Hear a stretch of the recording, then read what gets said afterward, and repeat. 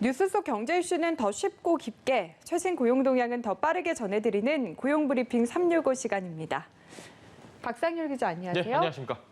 네, 오늘 어떤 이슈 가져오셨나요? 봄이 와서 요즘 놀러 다니는 분들 굉장히 많은데요. 여행업계는 아직도 찬바람이 불고 있습니다. 코로나19 이전이라면 정신없이 바쁜 달이라던 이 3월 호황은 옛말이 된 지 오래됐습니다. 수익 대부분을 차지했던 단체 여행 엄두도 못 내고요. 4인 맞춤형 패키지 등을 내놔도 코로나19 확산 우려에 고객들 반응 시원치 않은 상황입니다. 더군다나 지금 최근 재유행 우려가 나오는 상황이다 보니까 이제 버티다 못해서 결국 짐을 싸는 이들이 더 많아지고 있다고 합니다. 오늘 이슈팩에서 한번 다뤄보도록 하겠습니다. 네, 여행업계가 어려워진 게 이제 1년이 넘었잖아요. 예. 최근에 정말 이제 더는 못하겠다 이런 여론도 많은 것 같아요. 그 전에 나온 건 곡소리라면 이제는 못하겠다 소리가 나올 수밖에 없는 상황입니다. 주요 4대 여행사에서 짐을 싸고 나간 직원만 600명 수준에 가까운 것으로 나타났습니다. 이 금감원 전자공시 시스템에 따르면 주요 4개 여행업체의 지난해 종사자 수 3,719명이었는데 전년도 13.7% 줄어든 수치입니다. 한때 업계 3위였던 이 자유투어는 사실상 폐업 수준입니다. 총 직원 수가 132명에서 27명으로 79.5%가 줄었기 때문입니다. 업계 전체가 지금 잠정 휴업에 들어간 탓인데요. 이 필수 인력을 제외한 업계 직원들이 지난해 반년 이상 무급 휴가에 들어간 상황에서 버티기가 이제는 더 힘들어진 겁니다. 네, 뭐 직장을 떠났든 남아있든 모두가 속이 불편한 상황인 것 같네요. 맞습니다. 남아있는 사람이라고 해서 다행이다라고 생각할 수 있는 상황이 아니고요. 그분들도 당장 연봉부터 뚝 하고 잘려 나간 상황입니다. 업체별로는 여행업계 1위 하나투어. 이 하나투어의 지난해 직원 평균 연봉이 1,800만 원에 그쳤는데 지난 2019년 3,600만 원과 비교하면 정확하게 50% 감소한 겁니다. 상황이 이렇다 보니까 여행업 종사자들은 생활비 감당을 위해서 아르바이트까지 나선 상황입니다.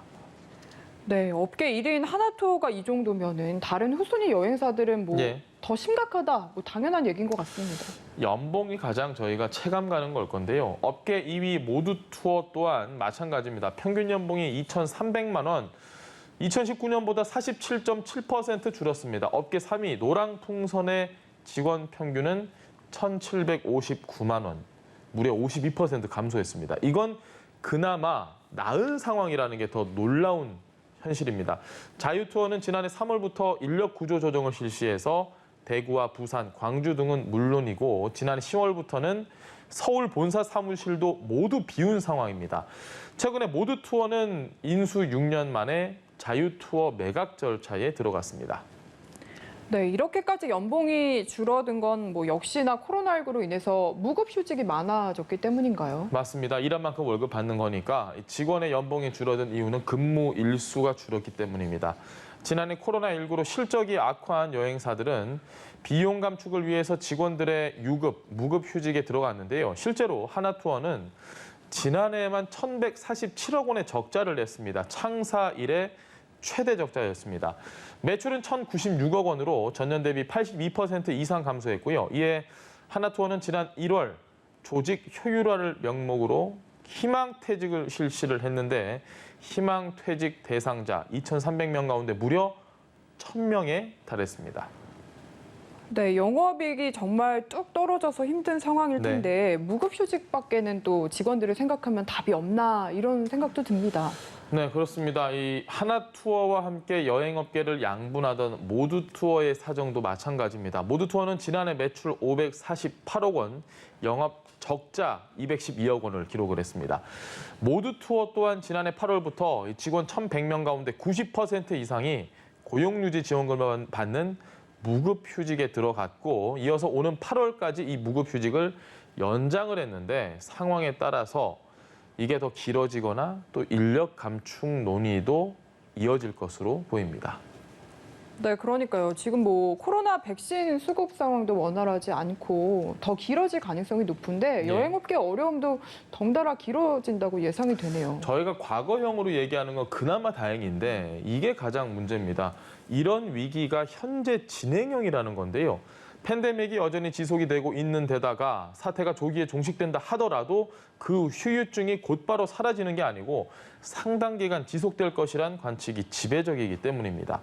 특히 업계에서는 이 인력, 또 영업점 등 구조조정과 디지털 혁신을 중심으로 한 사업 구조 개편 움직임이 일고 있는 만큼 삭감이나 또 퇴직 한파는 오히려 올해 더 매섭게 일 것이다라는 아주 안타까운 전망까지 나옵니다. 사실 기업으로서도 뭐 지난 1년 넘게 뾰족한 해법을 찾기 위해서 노력을 했을 텐데 네. 지금 뭐 대책이 이렇다 할 게 보이지 않는 상황인 거죠. 연봉이 줄고 직원을 줄인다고 무조건 기업만 저희가 비난할 수 있는 건 분명히 아닙니다. 답답한 상황은 마찬가지죠. 하나투어는 올해 사업 보고서를 통해서 필수 인력을 제외한 전 직원 무급휴직을 시행하고 본사 사옥 매각, 투자 계획 조정, 조직 효율화, 비용 절감 검토 등 추가적인 유동성 확보 노력에 방점을 찍었습니다. 정말 여러 가지 노력을 하고 있는데 최근에 재무 상태 악화에 내놓았던 본사 사옥 매각 역시 물거품이 돼서 좀처럼 이 돌파구 찾기가 쉽지 않아 보입니다. 앞서 말씀드렸듯이 업계 3위 자유투어도 매각에 들어갔는데요. 밑 빠진 독에 물 붓기식으로 계속해서 지금 정상화를 하기 위해서 투자를 했지만 결국엔 되돌리지 못한 겁니다. 하지만 적자 누적이 큰 만큼 매각 성사가 될지 이 역시도 아직까지는 미지수입니다. 네, 결국에는 백신 접종에 희망을 걸어볼 수밖에 없을 것 같은데 예. 뭐 집단 면역 비율이 높아진다면 앞으로 숨 쉴 틈 정도는 생기지 않을까요? 저희가 뭐 안타까운 소식만 또 전해드리지만 항상 보면 끝에 좀 긍정적인 얘기로 다시 바꾸긴 하잖아요. 예. 그나마 위안인 게 백신 접종이 속도를 내고 있습니다. 세계 각지에서 해외여행을 다시 재개한다 이런 움직임도 커지고 있다는 겁니다. 백신 여권 추진도 본격화하고 있고요. 코로나19 방역에 성공한 나라들끼리는 우리 이제 좀 서로 자유롭게 여행하자 이렇게 해서 격리 기간 없이 여행을 허용하는 트래블 버블도 기지개를 지금 켜고 있는 상황입니다. 네, 이미 관광국가 중에는 이 트래블 버블을 도입한 곳도 있다고 들었어요. 맞습니다. 이 관광 산업의 비중이 큰 나라일수록 이러한 노력에 적극적일 수밖에 없습니다. 세계에서 트래블 버블이 가장 처음 도입된 곳은 바로 북유럽 발트해 3국인 리투아니아와 에스토니아 또 라트비아입니다. 오늘 19일부터는 호주와 뉴질랜드가 완전한 트래블 버블을 시작을 하고요. 영국 역시 다음 달부터 해외여행 재개를 추진하고 있습니다. 위험도에 따라서 국가를 분류한 다음에 단계적으로 국경을 개방을 할 계획입니다.